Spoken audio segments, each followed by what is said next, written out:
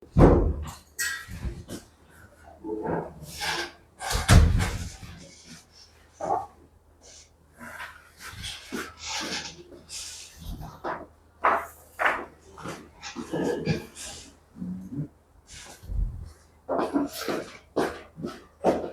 좋네. 그죠? 조금 뭐 바람 좀 차긴 차도 되게 하늘이 맑다. 그죠? 엄마 공부 좀 하고 있나? 진짜. 자, 그러면 우리 오늘 인문예술 4강, 5강 이렇게 할 건데 쌤이 봤을 때 4강이 조금 난이도가 5강이 조금 난이도가 있을 것 같아.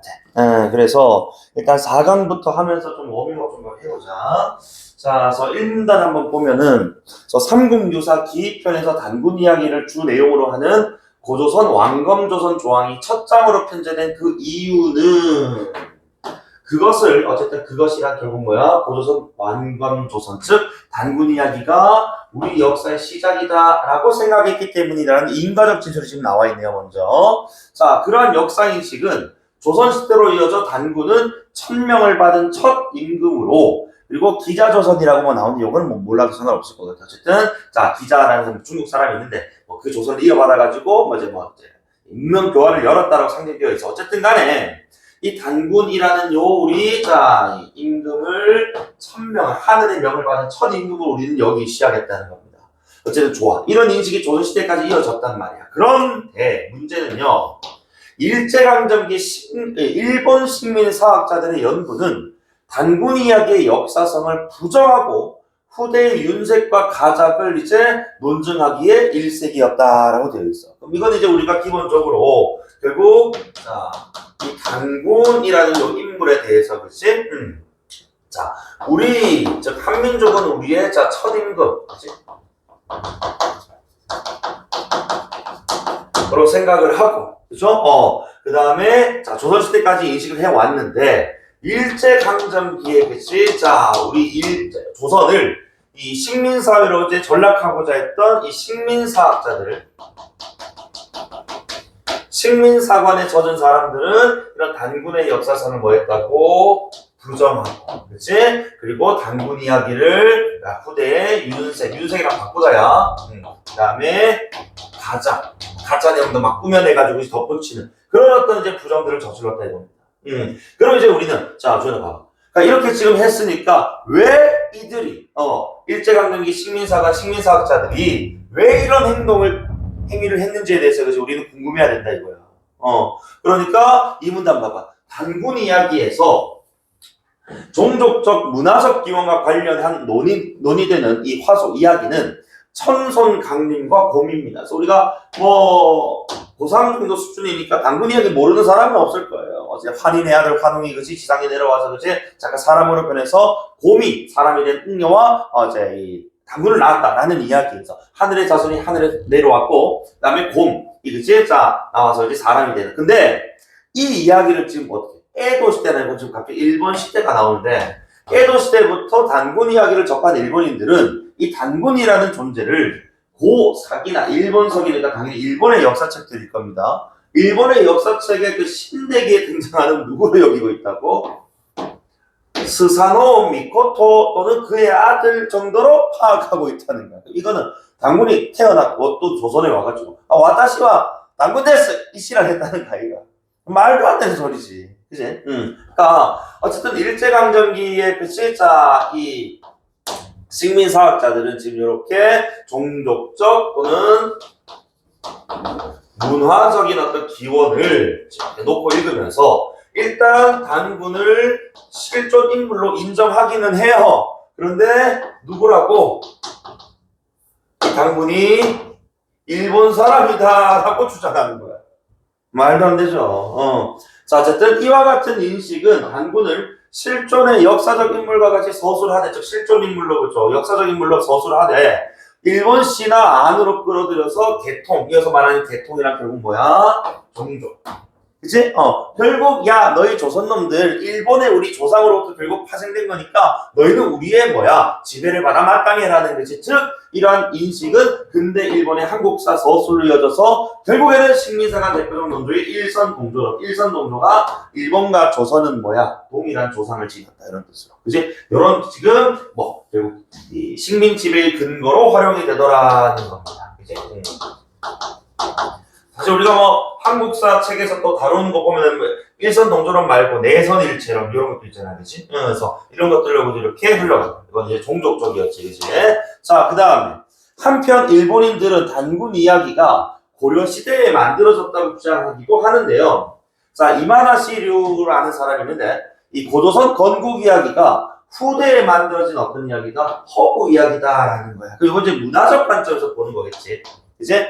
자, 허구의 이야기다라는 것은 위에 있던 지금 적어도 단군을 뭐로 보았던 실존 인물로 보았던 그죠? 이 종족적 관점에서 보는 거하고 좀 다른 것 같아. 그지? 얘는 자 2번 관점은 실존 인물이 아니야. 이제 허구야. 그리고 얘는 너무 단군 이야기가 지금 이제 일어난 지가 4,000년 전의 이야기인데 너무 고려시대가 너무 먼 훗날 그지 미래 창수였다. 그리고 곰과 혼인에서 단군을 낳는 이야기의 내용은 북방 시베리아 퉁구스 쪽의 문화이고 한반도 중남부 지역의 문화에서는 그러한 내용을 찾아볼 수가 없다라고. 그지? 그러니까 자 실존 인물 아니면서 플러스 자 곰이 그치 자 사람과 그치 혼인에서도 단군을 낳았다라는 또는 사람을 낳았다라는 이야기는 이게 북방 이야기. 그치? 북방 시베리아 계통의 문화이지, 그지? 우리 여기, 자, 어딨노? 중남부, 한반도 중남부니까 어디를 가리킨가? 여기, 요 정도 얘기를 하는 거야. 그치? 우리 한반도 땅을. 자, 여기 이야기는 아니다. 요런 얘기를 하는 거야. 그죠? 그래서 문화적 관점에서 좀 얘기를 하는 거죠. 어쨌든, 자, 그리하여 한반도의 역사 및 문화를 두 개로 쪼개서 건국과 관련된 이야기는, 그치? 어디로? 그래, 이거는 시베리아 계통의 그치? 자, 이야기야 라고 가버리고. 자, 그리고 어딨노? 한반도 중남부 지역의 한민족은 오히려 일본과 같은 또 종족자, 그치? 그리고 문화적인 특성을 지녔다. 결국 이 중남부의 일본의 영향을 받았다가 또 어디로 지금 일선 동조론하고 또 이어지겠지. 그치? 그래서 시베리아 이야기는 건국된 거니까 어쨌든 한민족, 너희 조선놈들은 우리 일본의 영향을 그지 받아왔다. 일선 동조론하고 이어진다. 자, 그럼 이제 이렇게 일본의 그지 아주 허무맹랑한 주장들을 우리가 봤으니까 4문단의 첫 문장을 보면은 이에 대한 반발로라고 나오잖아요. 그치? 그러니까 일제 일어났던 역사 왜곡들의 그지 반발로 해방 이후. 자, 우리가 이제 광복을 했어. 독립해서 일본의 지배로부터 벗어났어. 우리는 이제 식민사관 극복을 위해서 이게 목적. 자, 우리만의 또 나름의 또 이제 이 역사관을 또 이어갈 겁니다. 연구들을. 자, 그래서 그 결과 단군 이야기가 당시의 건국과 관련된 상황을 반영하고 있으며 비록 후대의 윤색이 더해졌을지라도 단군 역시 실제 고조선 왕을 신적 존재로 설정한 것이라는 시각이 구축되었다라는. 자, 어쨌든 그러면 이제 여기 일제 식민사관에 그죠 우리가 반박하는 거지 극복을 위한 목적으로 우리의 이제 역사가 이제 해방 이후에 연구가 되는데, 자 일단 그 첫 번째로 이제 좀 얘기하는 거 봐서는 그렇지 일단 건국과 관련된 상황이 맞고 윤색이 더해졌다는 거 어느 정도는 뭐하는 부분 인정하는 부분이야.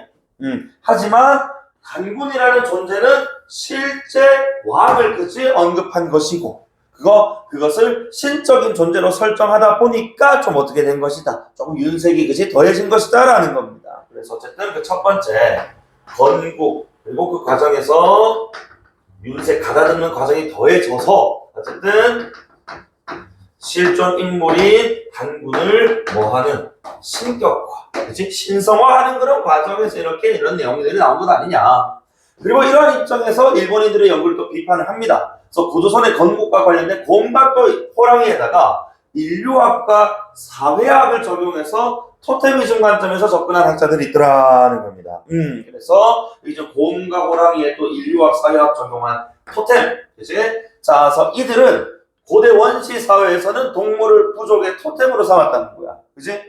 우리 어떤 이제 뭐 상징물이라든지, 그지? 우리 부족을 이렇게 표현하는. 그래서 세계사의 또 여러 사례를 또 소개를 하는 거죠. 우리만 그런 게 아니고, 세계 여러 나라의 사례들을 보면은 동물들을 수망하고, 그죠? 숭배하고 하면서, 그지? 이렇게 살아갔어. 그렇기 때문에 원시 사회의 보편성을 갖는 놓은 거, 근거로서, 그지? 고조선 건국 이야기에 곰과 호랑이 역시 그 흔적, 원시 사회의 보편성의 흔적이며 원시 문화의 반영의 결과다라고 얘기를 하는 겁니다. 그러니까 뭐 곰이 당군을 낳았다는 얘기가 그지? 시베리아의 뭐 이제 건국과 같은 시베리아 계통의 이제 이야기 문화고 중남부와는 무관하다. 아니야, 중남부 얘기하고 우리 세계사랑 지금 연결해봤을 때 너무나도 어울리는데 너희들 일본하고 영향 없어, 관계 없어 이런 얘기를 하는 거예요. 그래서 두 번째로는 지금 이제 토템. 를 가져와. 그치? 곰과 호랑이. 그래서 어쨌든 간에, 자, 여기서는 지금 보니까, 원시 사회의 보편성을 세계사의 사례, 이런 것들 가져와가지고. 당연히 요거는 너희도 자, 중남부와 무관하다 있는데 관련이 있고, 흔적이고, 반영이다. 그치? 그리고 세 번째, 자, 환웅과 웅녀의 결혼은 동족 내의 혼인에서 벗어났다. 그러니까 같은 부족 내에서만 계속 결혼하면 그렇지. 아무래도 그 번식이라든지 부족의 확장이 좀 이제 한계가 있을 거란 말이야. 그러니까 뒤에 자 봐봐. 동족 내에서 벗어났으니까 이족 혼이라는 결국 뭐였어? 서로 다른 부족끼리 혼인했다. 이런 뜻으로 읽어줘야 된다. 그러니까 내가 이족 혼이라는 어디를 여기서 처음 봤더라도 동족 내 혼에서 벗어나니까 동족이 아닌 사람들과 결혼한 거구나. 이렇게 받아들일 어떤 이 센스가 좀 필요하다는 거지. 자, 그래서 어쨌든 환웅 그리고 웅녀의 이 합의는 결혼은 결국 이제 이족혼 부족의 확장하고 연결되어 있는. 그래서 이것은 결국 뭐야? 사회 발달의 한 유형 아니냐 이겁니다. 그래서 부족이 점차 커지고 확장되면서 결국 이제 고대 뭐가 국가가 형성 건국이 된다 이거거든. 그러면서 당군의 탄생 그리고 그에 의한 고조선 건국은 정치 조직을 발전시켜 나가는 사회 발달 과정을 보여주는 것 아니냐 이겁니다. 맞죠? 그래서 어쨌든 간에 자 이런 것들이 사회 발달 과정을 보여주는. 그래서 이런 모습들은 이제 우리가 뭐라고 볼 수 있다. 자, 요 지금 이야기는 바로 이제 인류학, 사회학 같은 것과 관련된 거지 관점에서. 우리 당군 신화를 해방 이후에 우리 학자들이 연구한 결과다라고 볼 수가 있겠군요. 이해됩니까 여기까지? 자, 그 다음에 오문단 보시면은 또 오문단 첫머리 갖고 무슨 학으로 시작하고 있단 말이에요. 그래서 지리학, 생태학, 정치학과 같은 또 지금 얘네들 또 층위를 맞춰줘야 되겠는데, 자 어쨌든 이런 또 세계의 또 학문, 근대 학문의 관점에서 고조선 건국 이야기를 해석한 또 다른 학자들도 있대요. 어쨌든 인류 사회학적 관점에서 해석한 사람이 있고, 자, 요 세 가지 지리, 생태, 정치학으로 해석한 사람들이 있는데, 자, 이 사람들은 고조선이 처음 건국된 곳의 또 자연 환경이 곰과 호랑이 등의 맹수가 서식하는 산림지대다라고. 그리고 지리, 생태학하고 관련돼. 맞지? 그 다음에 곰과 호랑이는 각각 여성 추장과 남성 추장을 표상한 거. 추장이니까 결국 집단의 리더 아닙니까? 결국 뭐 얘기하는 거야? 정치 얘기하는 거야. 그지? 그래서 각각 여성과 남성 추장을 상징하는 것이고, 자, 곰, 호랑이가 같은 동굴에 살았다는 것은 남성, 여성 추장이 함께 아마도 존재했을 것이며, 자, 그리고 이런 단군이라는 단일 존재가 인간 세계를 다스렸다는 것은 이제 병존의 사회에서 남성 추장제, 그리고 이제 이 추장이 또 세습된 그런 어떤 또 이제 역사적 단계로 해석이 되더라 하는 겁니다. 정치학적 관점에서. 그러니까 어쨌든 지금 이제 자, 그 이후에 또 니은이라고 해서 그렇지. 지리, 생태, 그다음에 정치학적 관점에서 그렇지. 자, 두 가지 나왔는데. 첫 번째 어쨌든 간에 자, 이 우리 그 고조선의 건국 지역이 그렇지. 되게 그렇지. 맹수가 이제 살만한 아주 적합한 산림 지역이었다 이겁니다.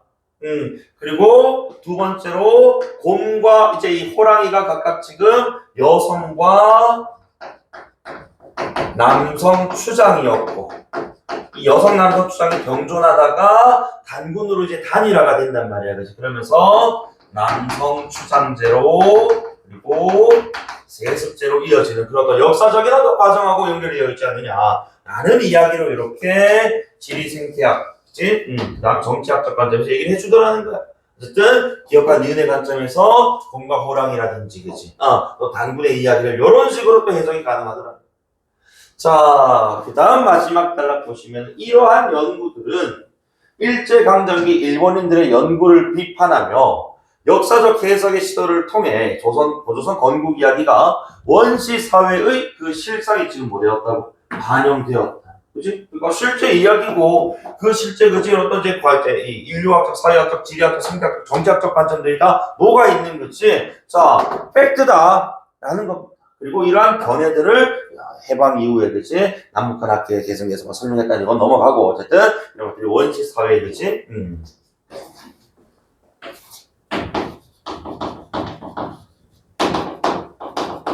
실상을 보여주는 그런 내용 아니냐라고 이제 해석을 하는 겁니다. 오케이. 주연아 혹시 문제 혹시 풀어왔나? 안 풀었죠? 지금 이거 시간 줄 테니까 좀 풀어보자. 알지? 네 문제 풀자.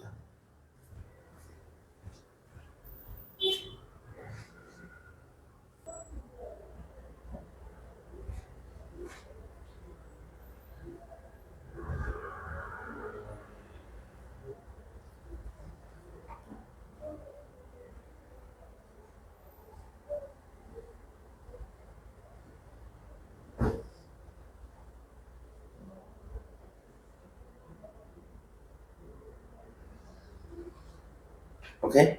자, 그러면 1번부터. 어쨌든 뭐 1번은 정리방식 문제였기 때문에 특정 시기 일제강점기에 우리 민족의 역사를 부정했던 거지. 식민사관에 대한 어떤 반박의 개념으로 나오는 자, 이론들 정답 4번 하겠습니다.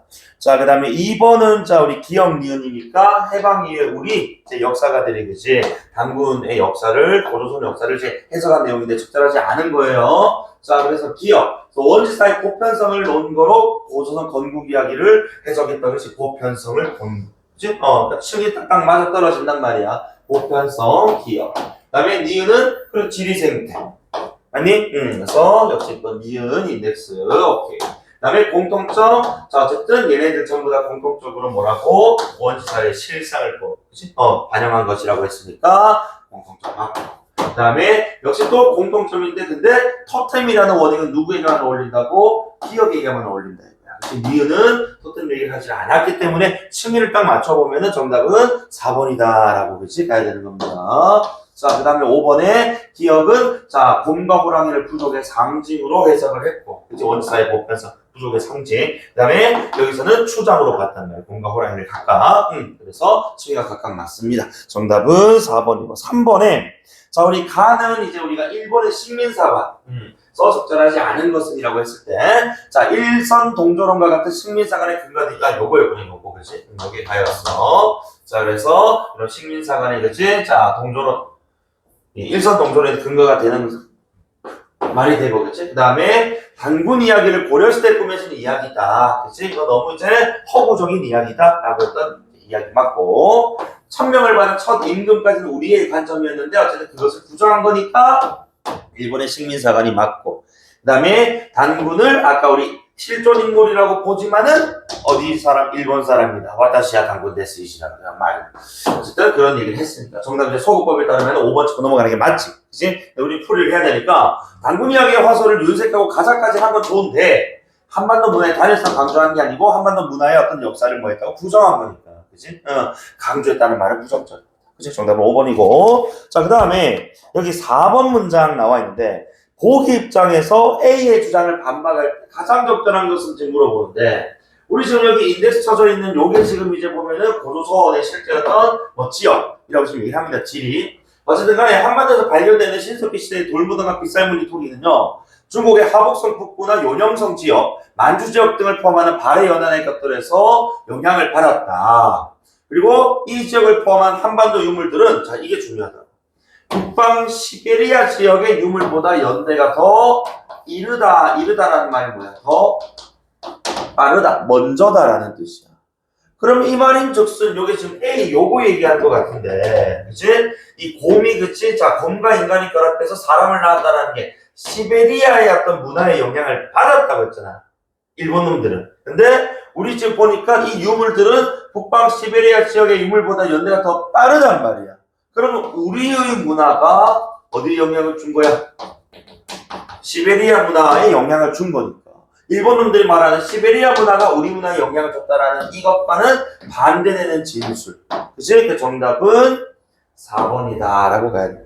그래서 고조선 건국 이야기를 비롯한 한반도 문화는 북방의 영향을 받아서 형성된 것이 아니고 우리가 오히려 영향을 준 건 아니냐, 이런 관점을 얘기하는 거였습니다. 사실 요거는 좀 허접한 보기 문제였고요. 자, 그리고 뒤에 있는 5강이에요. 그래서 사실 오늘 이 두 개 지문 가운데 5강의 내용이 참 쉽지 않은 내용인 것 같아요. 내용도 좀 많고 좀 철학적인 내용도 좀 들어가 있다 보니까, 자, 이 5강을 오늘 좀 잘 읽었으면 좋겠다. 자, 보자. 그래서 잠깐 1, 2단락 먼저 읽고 조금 쉴 거야, 알겠지? 자, 1단락 볼게요. 철학자 플로리디라는 사람에 따르면요, 일단 사람 관점 나왔고, 그 다음에 기억이라는 인덱스 나왔으니까, 그치? 요 사람이 한 명 나오는지 또는 비교하는 다른 인덱스 있는지 좀 봐야 될 것 같은데, 니은의 밑에 칸트가 나오거든. 자, 중요하게 봐야 돼. 현대사회는 어쨌든 간에 컴퓨터 과학과 정보통신 기술의 영향으로 세계에 존재하는 모든 것이, 자, 모든 요거 물결, 셈이 항상 강조하지만은 전체과 특징, 모두 언제나 항상 늘, 그치? 이런 변수 없음, 예외 없음, 정칭적 표현들이 나오면은 주목해야 된다. 어쨌든 세계에 존재하는 모든 것은 다 정보로서 의미가 있다. 그 다음에 정보로 해석된다. 그런 시대가 되었다는 거야, 현대사회는. 아니, 그러니까 기승절 정부다. 아니, 그래서 오프라인과 온라인의 사이에도 경계도 빠르게 무너지고 있다는 거야. 그러니까 오프라인에 있는 정보, 온라인에 있는 정보가 그지 구별되지 않고 계속 넘나든단 말이죠, 쉽게 얘기하면. 그 다음에 우리가 사는 세계 속의 경험은 더 이상 로그인된 정보 세계, 로그인된 정보 세계가 위에 있는 온라인, 그치? 그 다음에 로그아웃된 물리 세계 위에 있는 오프라인, 그치? 그러니까 경계 빠르게 무너진다는 칭과 똑같은 뭐야? 경험으로 구분되지 않는다. 그치? 경계가 모여지고 있다, 무너지고 있다, 이런 말입니다. 같은 말이죠. 자, 그래서 오늘날 우리의 물리적 몸은 오프라인 공간에 있긴 해요. 이제 실존 공간에 이제 있긴 하지만 우리의 인식 같은, 생각 같은, 사고 같은 것들은 데이터의 형태로 클라우드, 소셜미디어 공간에도 존재해요. 또는 우리의 지금 예를 들어가지고 추억을 남긴 사진 같은 것들도 그렇지, 또는 10년 전, 20년 전에 찍은 그런 사진들도 어딘가에 지금 있단 말이야. 그런 것들은 나의 몸은 오프라인에 있지만은 그런 그때 당시에 나의 모습들은 다 온라인 공간 속에 이렇게 저장되어 있다 이겁니다. 스마트폰 같은 휴대용 전자기기를 통해서 언제나 온라인과 뭐 되어 있다? 연결되어 있다가 몸은 오프라인이지만 언제나 온라인과 연결되어 있다. 요 말을 지금 하고 싶었던 거지.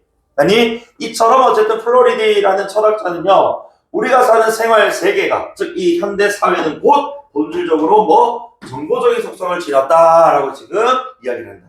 그러니까 그 이전과는 다르게 이제 정보적인 속성을 지닌 것으로 변했다라고 보는 것이 플로리디의 견해입니다. 자, 그래서 자, 플로리디 견해 한번 정리를 해볼게요. 1문단만 딱 놓고 보자. 자, 그래서 플로리디는 일단 기본적으로 일단 자, 모든 그치, 이 현대 사회는, 현대 세계는 모든 것이 자, 정보로 판단되고, 그치? 정보로서 의미, 정보로 판단된다라고 보았다. 모든 전체적 표현을 좀 해주세요. 자, 그리고 플로리디는 한 가지 더. 그렇기 때문에 오프라인의 경계가 무너지고 있으며, 그치? 이걸 또 다른 말로 표현내면은, 그치? 로그인 된 세계와, 그치? 뭐야? 로그아웃이지. 로그아웃된 세계의 역시 경험도 이제는 뭐하다? 구분하는 것이 무의미하다라는 거야. 그치? 구분 X. 자, 그러니까 이런 식으로 결국 이제 우리의 몸뚱아리는 이 존재라는 것은 물리적 세계에 있겠지만, 그치? 우리는 언제든 온라인과, 그치? 가상세계와 연결되어 있다라는 겁니다. 그러므로 플로리디라는 사람은 결국 우리가 사는 이 생활 세계는, 즉, 생활 빼고 그냥 세계라고 해도 상관없어. 곧 정보적인 속성으로, 그치? 정보적 지닌 곳으로 변화하게 되었다. 라는 이야기를 지금 하고 있는 거예요. 되니? 자, 이 문단 한번 볼까?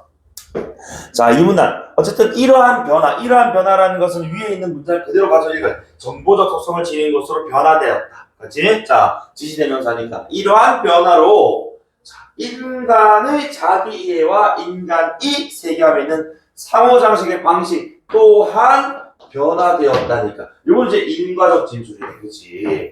위와 같은 변화가 또 다른 변화를 유발한 거예요.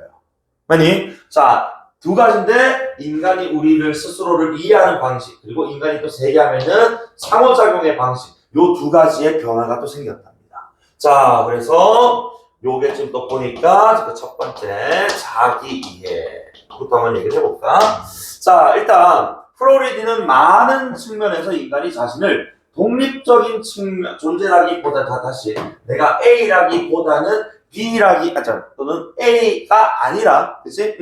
이런 것들 나오면 내가 항상 괄호치고 책을 친단 말이야. 이런 것들 선택지에서 내용 확인할 때 선택지로 구성이 많이 되니까요. 그죠? 항상 체크하는 이런 연습을 좀 하셨으면 좋겠고, 이렇게 귀찮으면 이런 것들 나올 때마다 좀 의식적으로 좀 이제 주목을 해달라고. 알겠지? 자, 상호 연결된 정보적 유기체인 우리 인간을 뭐라고 부르겠다고? 인포그로 이해를 하겠답니다.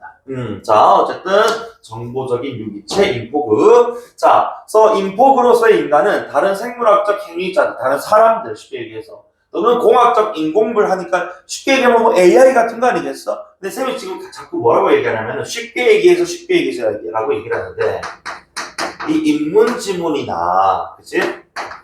뭐 사회 어떤 현상들을 다루는 그치? 특히나 이 현상이나 인문적인 어떤 과제가 현대사회를 얘기하는 거라면은 우리도 사실 현대사회의 구성원이기 때문에 이것들과 무관하지 않은 삶을 살고 있거든.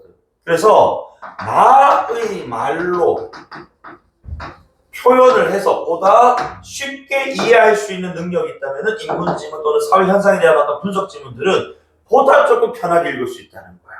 그러니까 내가 그냥 단순 이 글을 읽어내는 수동적인 어떤 그런 존재가 아니고 나 역시 이 시대를 살아가는 현대인으로서 그지 이런 경우에는 이렇게도 해석할 수 있겠네, 저렇게도 바꿔서 이렇게 적용할 수 있겠네 라는 어떤 사고를 그지 우리가 좀 할 수 있다면은 하는보다 이런 글들을 좀 쉽게 그지 보다 편하게 읽을 수 있다고 생각을 하는데 여러분들 아직 이런 것들에 대해서 좀 두려움도 좀 있고 왜냐면 잘못 적용하면 안 되니까.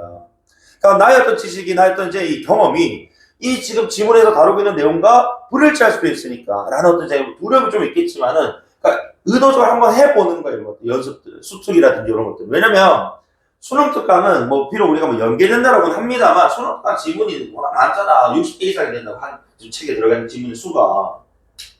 그거 다 기억 못해요. 그치? 뭐 문학작품 우리가 꼭 뭐가 나올 것 같다 찝어서 그치? 할 수는 있겠지만은 이 많은 비문학 수십 개가 되는 비문학 중에서 그치? 뭐 한 문단, 한 문장 이렇게 연계된 걸 우리가 어떻게 집어낼 수 있겠어, 그치? 그러니까 어쨌든 수능 특강, 수능 완성 이 EBS 독서 연계 지문들은 본인이 연습하는 용도로서 계속해서 이렇게 활용을 잘 해봐야 되는 거야. 자, 어쨌든 간에, 그래서 여기서 말하는 행위자는 다 타인일 것이고, 인공물 AI 같은 거일 겁니다. 자, 궁극적으로 어쨌든 얘네들도가 정보로 이루어진 총체적 환경인 인포스피어라는 자, 이것도 박스워드 시작한 문제를 낼 거거든요. 어쨌든 함께 볼까? 어쨌든 우리 인포그라는 존재 사람, 또 다른 요 행위자도 또 인포그일 거야. 아니, 그 공학적 인공물도 또 인포그일 거야. 어쨌든 인포가 인포메이션에서 온 거니까 정보와 관련된 거거든, 그치? 그러니까 정보의 주체들이 그치 이렇게 연결되면서 정보를 이제 이 정보 세계관에서 정보들을 공유한다 이겁니다.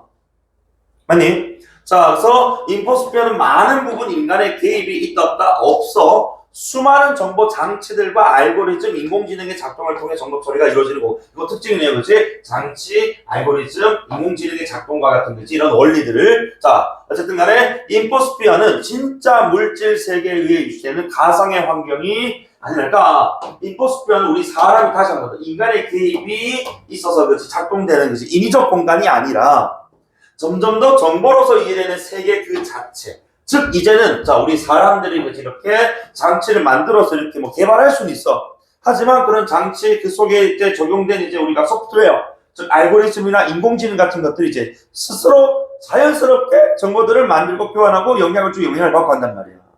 예전에는 우리가 처음에 인공지능 처음 나왔을 때 내가 또 내 말로 하잖아, 그치? 우리가 처음 이제 인공지능이 생겼을 때는 얘 스스로가 학습이 안 되니까 학습의 데이터, 야 이거는 사과야, 야 이거는 감자야, 이거는 고구마야 라고 다 하나 알려줬었다. 그때는 인간의 개입이 좀 필요했다 이겁니다. 근데 우리가 살고 이제 지금의 이 현대 사회에서는 뭐라고? 그런 부분들, 그런 인간의 개입이 없이도 얘가 스스로가 자 이제 너 인간 개입하지 마. 나 충분히 학습 능력 갖췄어. 지가 다 조합해서 때로는 우리가 무섭게도 쌤이 예를 들어가지고 빔 프로젝트 바꾼다고 빔 프로젝트를 네이버에 검색을 했다 이거야. 그랬더니 유튜브를 본다고 유튜브를 켰는데 갑자기 누가 또 갑자기 뭐 이섭 이런 애들 뜨는 거야. 뭐 갑자기 전자기기 관련해서 그치 영상들이 막 추천되더라고. 너무 무섭잖아 이런 거. 어쨌든 간에 그런 어떤 자 이 알고리즘조차도 결국에는 인포스피어를 그치 자 우리 인간들과 함께 공유한 그런 존재로서 이제 등장하겠다라는 겁니다. 그러면서 어쨌든 세계 그 자체이고 즉 인포스피어는 단순한 다시 한 번 더 사이버 공간이 아니라 우리가 사는 실질적 다시 한 번 더 생활 환경 전체 세계 그 자체가 돼버린다. 아니 층위가 딱딱 떨어져.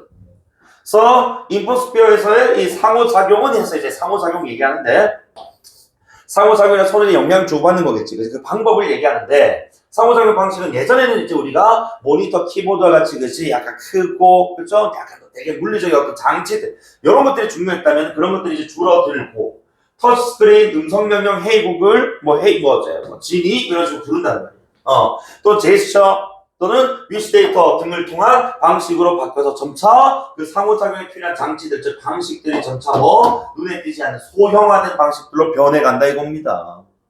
그래서 또한 인포스피어에서 상호작용은 또 정보적이에요. 정보를 주고받는 거거든 결국에. 그래서 이는 읽기, 쓰기, 실행의 조작이나 활동 따위로 해석이 될 수 있다라는 겁니다. 그래서 결국에는 여기 있는 상호 방식은 내가 지금 어떤 누군가 정보를 받은 수신하는 것이고 또 내가 어떤 누군가에게 정보를 주는 것, 그치 만들어서 주는 것 생성하는 것이고 그런 것들을 이제 통해서 주고받은 과정에서 누군가 또 처리를 할 것 아닙니까? 받은 사람, 주는 사람. 그러니까 이런 어떤 조작 활동 따위로 그치 설명할 수 있다는 거야.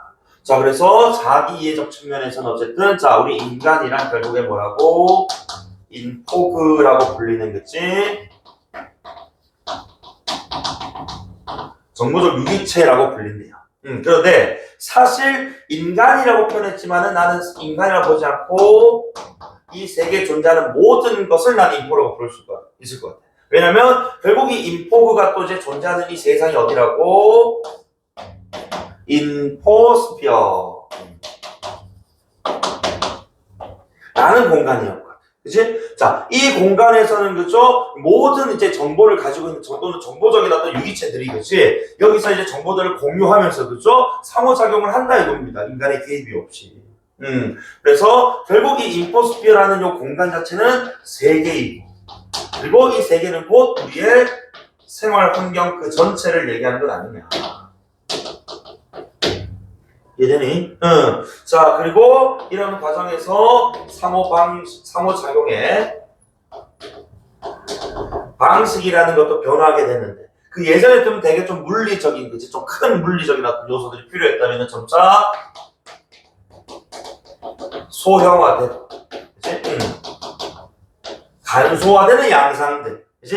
을 보이고 있으며, 그리고 이때 이제 정보 처리, 이제 이 인포스피어에서의 정보 처리는 또 어떻게 이루어졌냐? 상호작용이 어떻게 이루어졌냐라고 본다면은 읽기, 그 다음에 쓰기, 그 다음에 실행, 어떤 조작과 활동 따위로 이루어지고 있고요.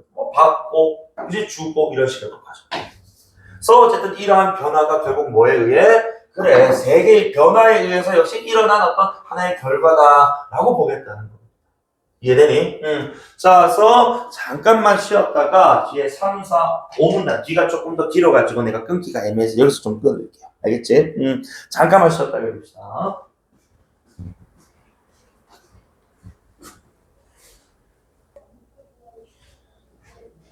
자, 그럼 3문단 계속 읽어볼게. 자, 3문단에 플로리디는 자, 인포그로스의 인간이 인포스피어와 맺는 관계는 자 인간과 이제 기술 그리고 대상 그리고 세계와의 관계에 대한 인식의 근본적 전환을 요구한다고 주장한다. 그러니까 이제는 이 인포그로서의 인간이 그 이전의 기술들 또는 어떤 자연들은 뭐 해서 우리 인간들이 지배하고, 그지? 통제하고, 막 억압하고 그랬잖아. 약간 종속적이고, 그치? 일방적 관계였다면, 이제 인포스피어 안에서는 모두가 똑같은 그냥 인포그야. 아니, 그럼 잘 봐, 잘 들어. 전통적으로 기술은 주체와 객체, 문화와 자연 사이의 관계 기초에서 이해가 된다. 즉, 전통적인 기술이라는 것은 주체인 인간이 설정한 목적에 해당하는 문화를 이루기 위한 그냥 수단에 불과했다라는 거야. 전통적인 기술은. 그치? 그러니까 인간이 사용하는 그냥 도구, 수단에 불과했다라는 것은 일방적이고 종속적이었다라는 거지. 그런데 정보통신 기술, 그냥 기술, 전통적 기술이 아닌 이제 이 정보통신 기술이야. 정보통신 기술은요, 우리가 살아가는 이 실제 혹은 환경의 일부인 동시에 인간의 자기 이해에서도 정보의 생산, 관리 및 활용 등을 핵심적인 문제로 만들었다라는. 그럼 결국에는 이제 이 기술 자체는 이제 우리가 환경의 일부고 결국 이제 우리 인간의 자기 이해에서 또한 상호작용하는 무언가, 동등한 지위를 갖게 됐다. 결국 그러나를 기점으로 기술이 일방적이고 종속적이었다면은 그러나를 기점으로 뭐 하게 되는 거야? 종속적 관계가 아닌 일방적 관계가 아닌 상호적이면서 그치? 서로 영향을 주고받는 동등한 대등한 관계 이렇게 나와야 된다. 그래서 보니까 그런 점에서 인간과 기술의 관계가 단순히 이제 주계, 자연과 문화라는 우리 이분법적 구조를 통해서 이해돼서는 안 된다라는 겁니다.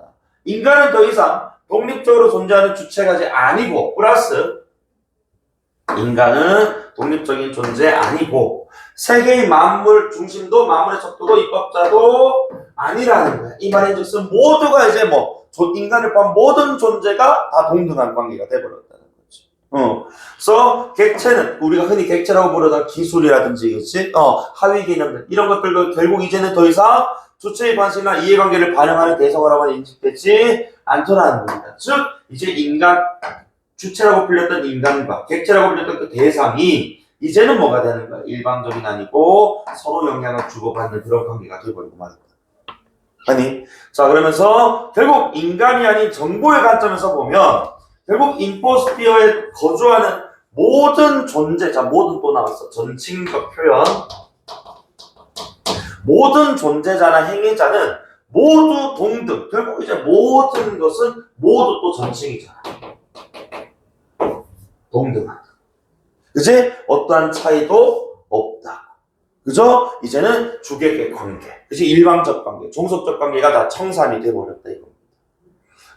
그런 점에서 플로리드는 인간을 다른 모든 존재들과 동일선상에서 그냥 다 정보적 그냥 대상일 뿐인 거야. 그래서 인간과 대상, 기술 이렇게 나누는 게 아니고 이 세계 속에 인간, 기술, 대상은 전부 다 똑같은 지위를 가지고 있다 이거지.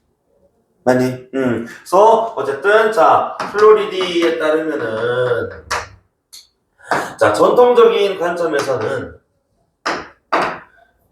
이 인간과 기술, 즉 우리가 흔히 대상이라고 부르는 것들 간의 관계가 되게 종속적이고 일방적이고 그치? 지배적인 그치? 통제적인 그런 관점이었다. 이제는 이 정보통신 기술은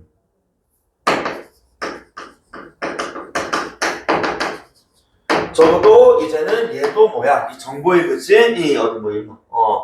모든 존재가 그치? 결국에는 정보적 대상이란 말이에요.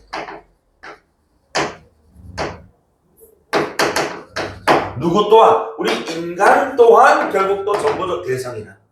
그런 점에서 결국에는 동등한 지위. 그치? 차이가 없는, 그치?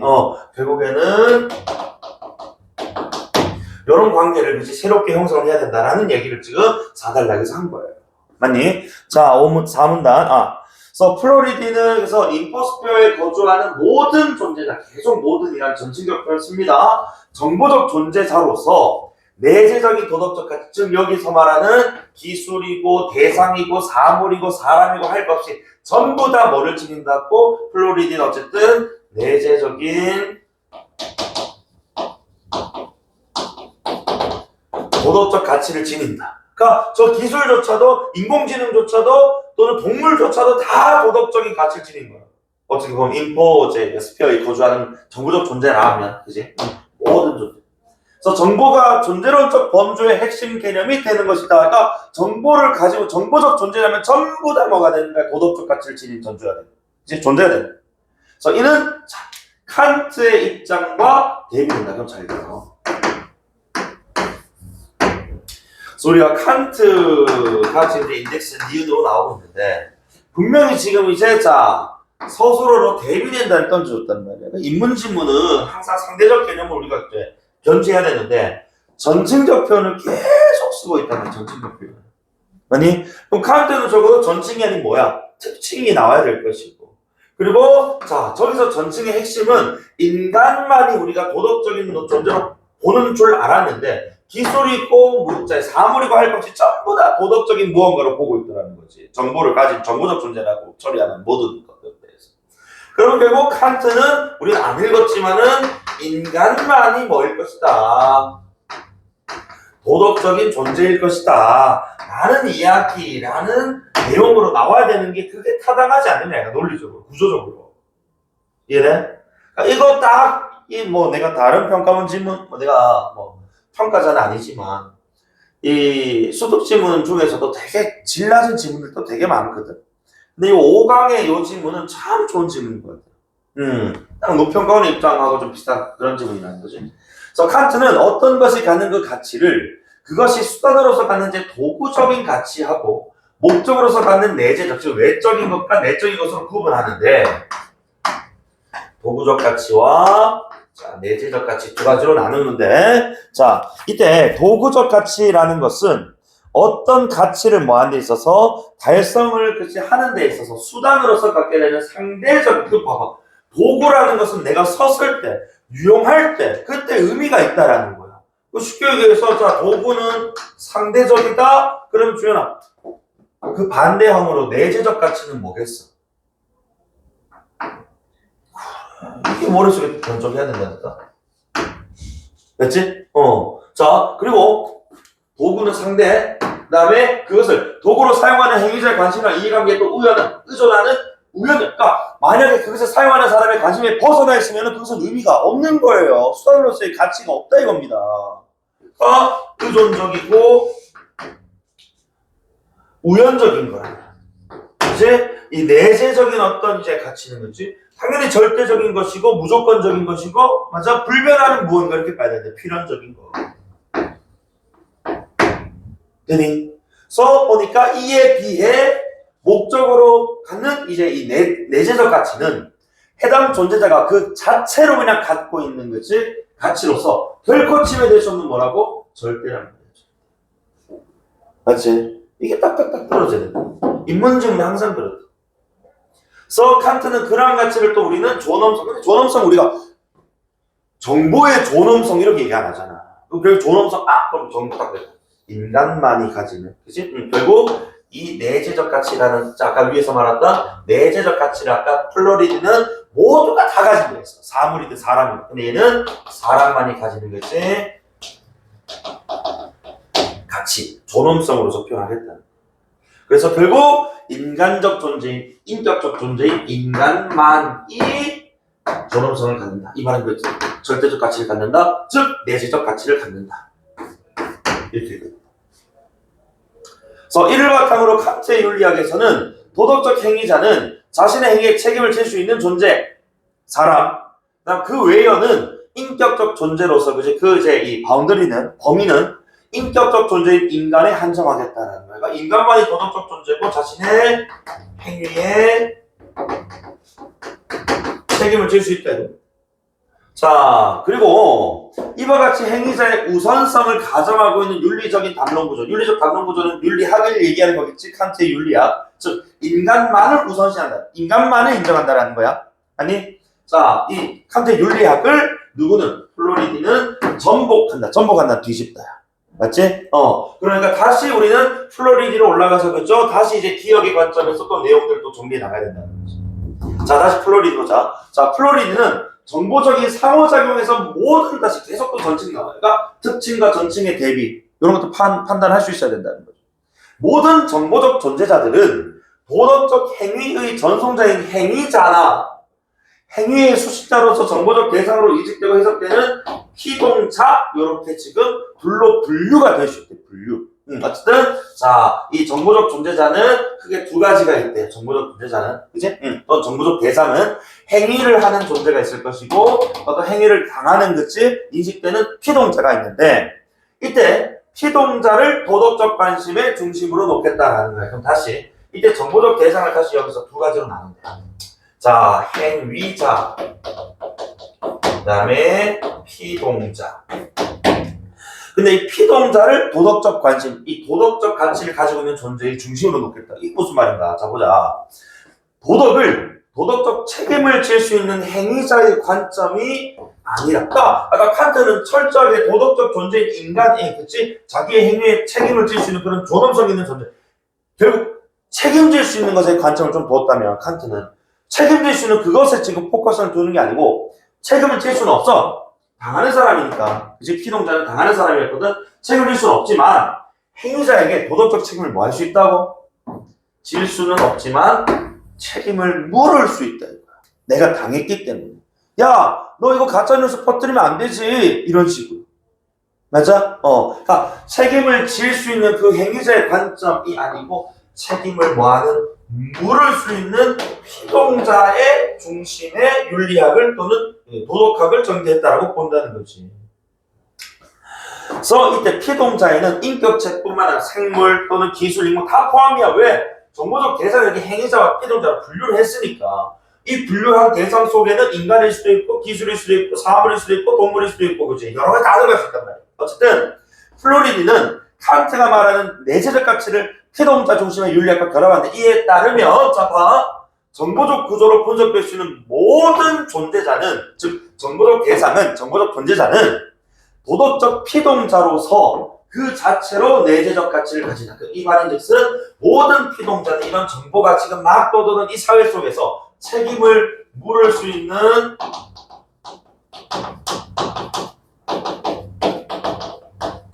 뭘 지닌 존재라는 거야? 권리를 지닌 존재다. 그치? 그러니까 이건 잘못됐어라고 지적하고, 그치? 또는 이런 어떤 이제 부분에 대해서 비판하고 할 수 있는 그런 능력을 가진 존재라는 거야. 행위에 포커싱을 두는 게 아니고 행위를 당했을 때, 그치? 내가 어떤 정보를 접했을 때의 그런 어떤 이제 이 정보들에 대해서 그치? 내가 책임도 묻고 따지고 진위 여부도 판단하고 하는 그런 존재로서의 피동자로서의 그치? 요 내재적 가치, 즉 도덕적 가치에 주목하겠다. 그리고 단지 있는 그대로 그것이 존재한다는 사실만으로도 결국 이제 우리는 뭐 할 수 있는 실존하는 것이다. 발전할 수 있는 것이다. 라는 어떤 의미를 가진다. 그러니까 이 피동자로서의 그치 내재적 가치를 가졌다는 그 자체만으로 우리는 뭐 할 수 있는 거라고 이 세 개, 정보의 세 개. 즉 아까 우리 다섯 글자 뭐였더라 갑자기 생각이 안 나. 인포스피어에서 그치? 인포스피어에서 내가 존재한다라는 어떤 의미를 가질 수 있다라는 거. 내가 지적할 수 있고 책임을 물을 수 있고. 그렇지 않으면 사실 이 정보의 세계 인포스피어에서 뭐 하기 어렵다고 살아남기 어렵다. 내지는 인포스피어에서 이제 이 인포그로서 그치 그 역할을 다 하기가 좀 어렵다. 뭐 이런 말이 전제되어는 있을 것 같은데 뭐 언급은 없기 때문에 스킵을 좀 하고요.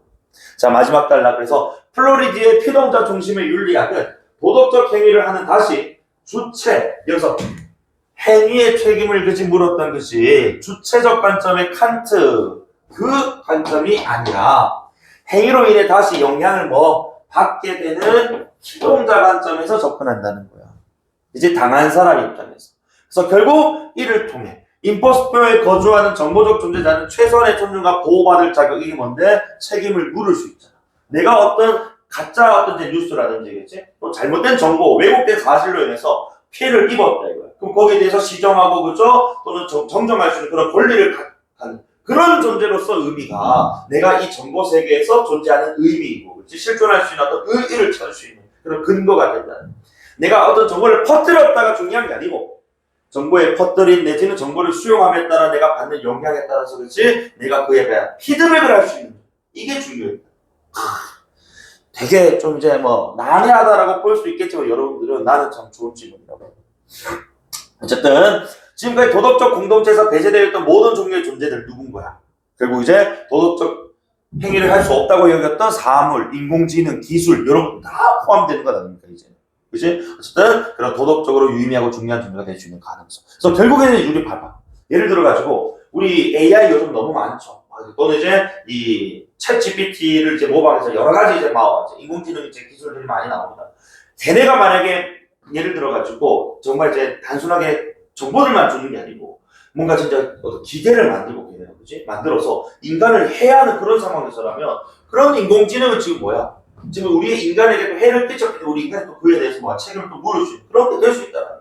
그러면서 챗 GPT를 좀 없애버린다 또는 뭐 운영을 중지시킨다고 같은 거지. 그럼 피드백을 할 수 있다. 그렇게 우리가 요구하고 그치? 또는 책임을 물을 수 있다는 것에 주목을 하는 윤리학이 바로 누구의? 이 플로리디의 피동자 중심의 윤리학이었다. 오케이? 자, 그러면 그래서 1번 문제 한번 해봅시다. 그래서 일단 여기 1번 문제는 뭐 내용 확인하는 문제인데 1번 선택지 바로 보면 인포스피어에서의 상호작용은 아까 읽기, 쓰기, 실행, 조작 따위로 그치? 해석한다라고 했어요. 그러니까 이거는 너무나도 허접한 문제였네. 그러니까 지문의 어떤 질은 좋았는데 선 문제의 질은 좀 그렇게 좋지 않은 것 같아요. 정답 1번이고 자 나머지 다 맞는 말이기 때문에 이거 넘어가겠습니다. 자 그 다음에 2번 문제 자 2번에 1번 선택지부터 가보면 인포스피어에 대한 또 특정 정보에 대한 어떤 특정 화제에 대한 정보이기 때문에 자 인포스피어에 대한 정보 많은 부분이 인간의 뭐라고 내가 이런 것들 바로 그치 체크 항상 선택지 나온단 말이야. 그래서 1번은 맞는 말 그 다음에 인간을 비롯한 생물학적 행위자들 인공물들이 공유하는 그래서 이곳에서는 모두가 동등한 지위를 갖게 된다고 그 다음에 정보통신기술이 세계의 중심에서 인간을 통제조록 아니지 정보통신기술도 인간도 또는 사물도 동물도 다 같은 그치 뭐가 돼요 동등한 지위를 갖게 돼요 그치 그래서 누군가가 통제하고 조작하는 일방적인 종속적인 관계라고 부르면 안 된다는 겁니다. 정답은 3번이겠지 그치? 4번서 물리적 차이가 없는 동등한 맞지? 그 다음에 사이버 공간을 포함한 결국 인간 생활 환경 전체 그 세계 그 자체를 나타내는 거예요. 그리고 3번 별표 한번 쳐봐. 내가 인문지문 얘기할 때 우리 뭐 사회지문 법이나 경제 뭐 실제 사례가 나온다거나 과학기술 지문의 특정 어떤 구조물 같은 것들에 대한 어떤 이제 이해가 나온다고 하면 그때는 지문을 읽어야 돼 보기를 읽어야 되는 게 맞아. 근데 인문지문의 보기는 굳이 안 읽어도 요 선택지만 판단해도 이제 선택지의 논리적인 어떤 인과성만 봐도 분명히 풀리거든. 봐봐. 인공지능이 무인 편의점 운영하는데 관여를 한대. 어쨌든 인공지능이라는 저 기술이 그치? 세계에 지금 들어온 거 아니야. 그런데 세계에서 지금 뭐였다고? 세계로 벗어났다라고 되어 있단 말이지. 아니에요. 우리가 살아가는 실제, 즉 실제 환경, 세계에 그치? 생활 환경에 인법으로 들어온 겁니다. 정답 1번이죠. 보기를 왜 보냐 이거야. 맞지? 그러니까 이런 것들을 얼마나 빨리 풀리는 맞아? 그러니까 인문지문은 제발 보기 전에 보지 않고도 논리로 풀린다. 오케이? 그럼 오답풀이 한번 해볼까? 자 봐봐.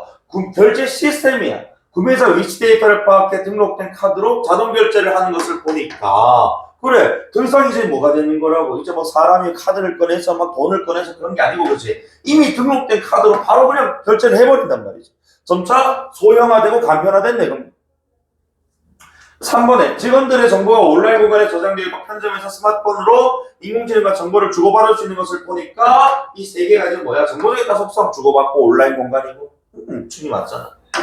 그 다음에 4번에 스마트폰 앱을 통해서 온라인 공간에 설정한 관심 분야, 구매 패턴을 고려해 상품이 추천되는 것을 보니까 정보통신 기술이 그치? 나의 지금 뭐야? 정보를 지금 저장하고 쓰고, 그죠? 또는 활용하는 데 있어서 영향을 주고 있구나. 그러면 이 정보통신 기술 영향을 지금 이제 주고는 얘는 이제 행위자가 되는 것이고, 그럼 나는 이제 뭐야? 피동자가 되는 것이지. 근데 이 상황에서 만약에 이 기술이 잘못 나한테 정보를 전달해서 내가 잘못 결제를 했다 하면 여기 내가 책임을 물을 수 있다고요. 5번에 구매자가 스마트폰으로 상품 관련 정보를 확인하고 결제 시스템이 스마트폰의 위치 데이터를 파악하는 것을 보니까 우리는 이렇게 온라인 공간과 연결되어 있다가 경계가 없어지고 있다라고 무너지고 있다라고 말씀드렸습니다. 자 그리고 4번 문제. 자 기억이 플로리디, 니은이 칸트였어요. 그럼 이제 여기 딱 봤을 때 선택지 1, 2, 3번은 공통점 물어본단 말이야. 그러면은 1번 선택지부터 한번 가보자고. 모두 도덕적 행위를 하는 주체 관점에서 주체 관점은 누구만 얘기하는 건데 칸트만 얘기했어. 플로리디는 주체와 객체가 사라져야 된다고 얘기했단 말이야. 모두가 동등하니까. 2번에 자 모두 도덕적 책임을 질 수 없는 대상은 내재적 가치를 가질 수 아니지. 도덕적 책임을 질 수 없는 대상은 가질 수 없다. 즉 책임을 질 수 있는 대상만 내재적 가치를 가진다라고 본 건 역시 또 누구야? 칸트만 했던 얘기잖아. 맞지? 그러니까 이 진술은 내가 반대 사고로 그치? 이 얘기를 지금 지문에서 한 적은 없으니까 반대적으로 도덕적 책임을 질 수 있는 놈만 내재적 가치를 지니는 거구나. 이건 칸트만 얘기했는데 플로리드는 얘기 안 했는데 이렇게 판단해. 그 다음에 3번에 역시 또 모두 도구적 얘기 나눈 순간 플로리드는 안 된다. 이제 플로리드는 내재적 도덕적인 가치만 얘기했던 사람이니까 구분하지 않았다고. 자, 그리고 존엄성 얘기, 그치? 물론 뭐 나오긴 합니다만, 그치? 플로리드는 아닌. 그럼 이제 4번에 플로리드는 인포스피어의 모든 존재는 내재적 가치. 그렇지? 여기서 모든 존재자라는 게 결국 이제 행위자나 피농자로 나뉘거든. 어쨌든 다 내재적 도덕적 가진다. 그 다음에 칸트는 인간만. 그래서 모든 전칭만 특징에서 요 둘만 구분해도 정답은 4번밖에 없대. 5번에 플로리드는 도덕적 행위자의 범위가 도덕적 책임을 질 수 없는 대상으로 확대될 수 없다. 그 행위자의 범위는 그치? 범위가 도덕적 책임을 질 수 없는 대상으로 확대될 수 있다고. 그치? 책 묻는 사람도 다 지금 뭐야? 도덕적 대상으로 볼 수 있는 행위자. 그 다음에 칸트는 도덕적 행위자의 범위가 도덕적 책임을 질 수 없는 대상으로 확대될 수 없다. 책임을 지는 놈만 도덕적 존재다. 반대 진술이 되거든. 맞지? 5번의 외국인 문제는 2번입니다. 자, 그래서 오늘 어떻게 이렇게 한번 해봤어요. 금방 4개 주네요. 그러니까 이게 그렇잖아. 일단 어떻게 읽느냐가 사실 관건인 거야. 맞지? 만약에 스스로 읽었을 때 이렇게 이런 관점으로 이렇게 찢어나가면서 읽을 수 있었겠는가라고 한번 생각을 해보면서 내 혼자 읽는 방법들을 이제 좀 견고해졌을 때 문제 푸는 게 결국 따라오는 거야. 나는 항상 그렇잖아. 쌤이랑 수업 오래 했잖아, 주연이. 봐봐. 나는 항상 지문을 읽을 때 힘을 좀 많이 준다. 맞지? 그러니까 지문에 대한 이해가 일단 우선이 돼야 되는 게 요즘 이제 수능 비문학의 본질이란 말이야. 그러면서 이제 문제 푸는 요령들, 스킬들, 여러분들이 감이 잡아요. 3번 문제 같은 것들 보기 없이도 우리 규리 풀어버리는. 그지? 이런 것들이 덧붙이면 이제 문제 푸는 속도는 빨라질 수밖에 없다는 거지. 이해됩니까? 그래서 오늘 일단은 4강, 5강을 했고요. 다음 주에는 또 쌤이 화요일 또는 목요일에 토일 수업도 제 내용들, 제 공지를 드릴 겁니다. 거기 맞춰서 지문들 꼭 한번 읽어봐 주시면 좋겠어요. 오케이? 고생하셨고.